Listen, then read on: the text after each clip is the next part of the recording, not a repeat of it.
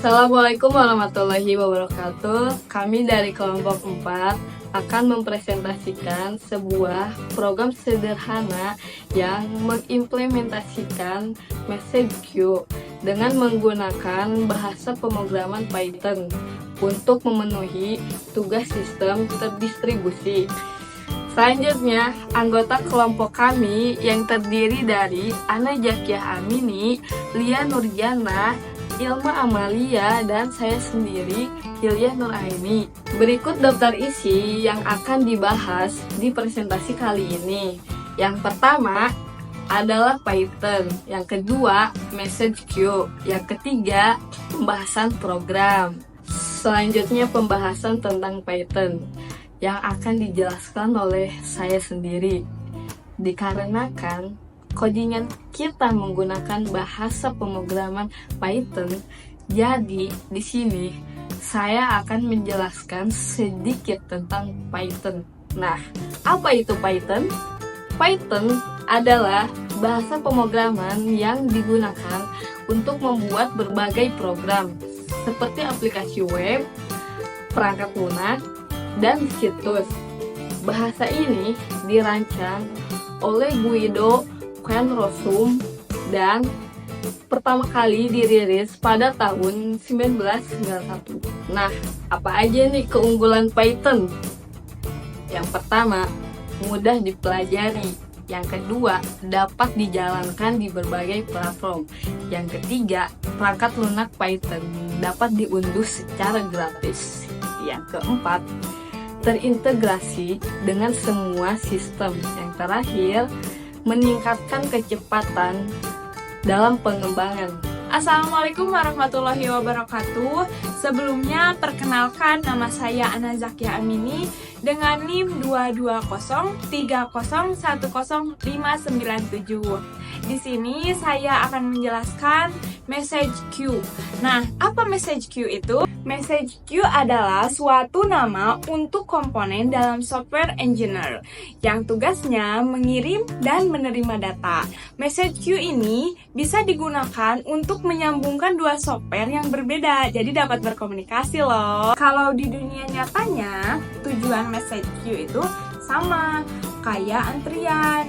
Nah, gambar di atas itu merupakan ilustrasi sebuah bank yang memiliki jalur antrian dengan yang tidak memiliki jalur antrian.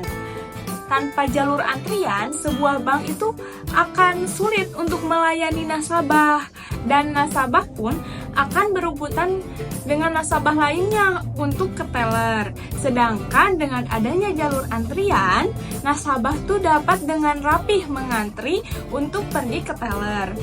Manfaat dari message queue itu apa aja nih? Berikut adalah manfaat dari message queue. Yang pertama, skalabilitas.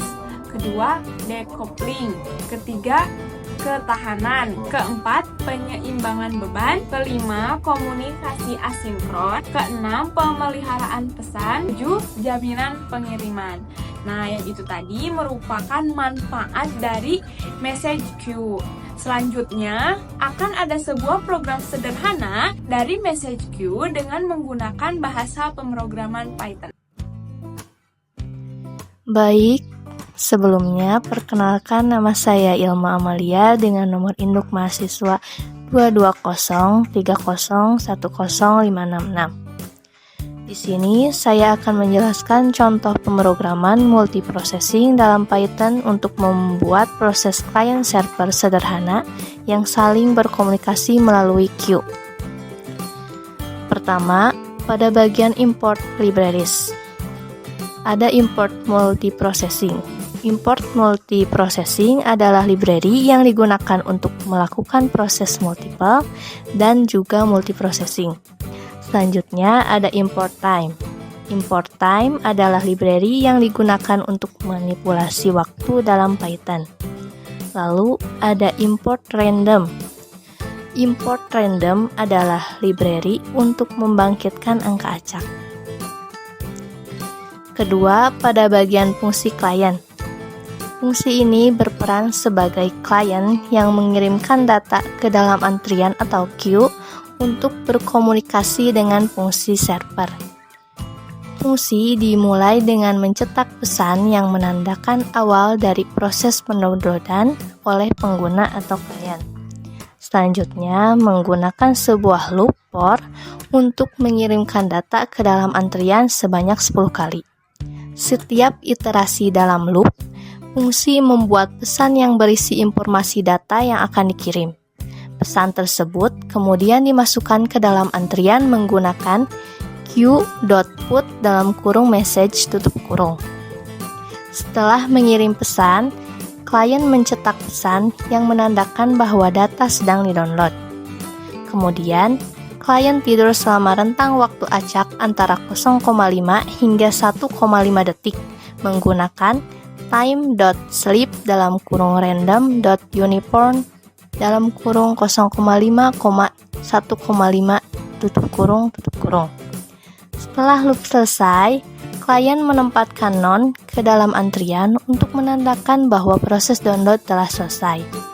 Terakhir, klien mencetak pesan yang menunjukkan bahwa proses download telah selesai.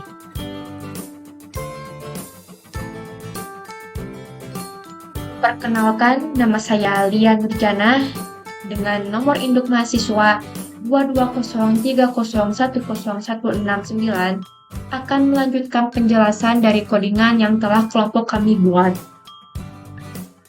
Fungsi server atau queue berperan sebagai server yang menerima dan memproses data dari queue.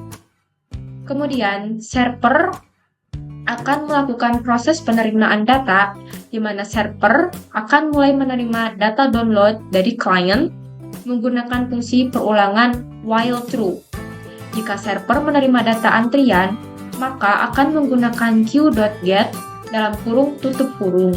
Dan jika server tidak menerima data antrian, maka proses akan terhenti.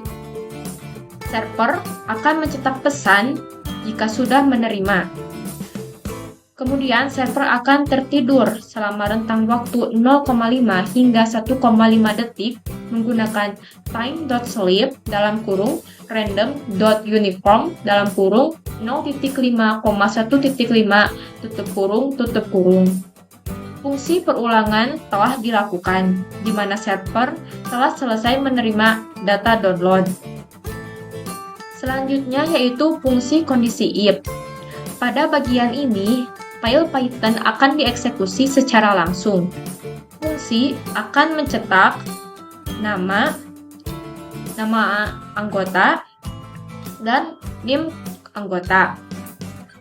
Fungsi queue membuat objek dengan menggunakan multiprocessing.queue dalam kurung tutup kurung yang berfungsi sebagai antrian untuk komunikasi antar proses. Selanjutnya, membuat dua proses yang terpisah, yaitu client underscore process dan juga server underscore process, di mana proses ini akan menjalankan fungsi client dan server. Program akan memulai dan menunggu kedua proses tersebut selesai. Jika sudah selesai, maka program akan mencetak akhir program atau end program. Sekian presentasi dari kelompok kami, semoga ada manfaatnya dan semoga dapat diambil pembelajarannya. See you next video, bye-bye.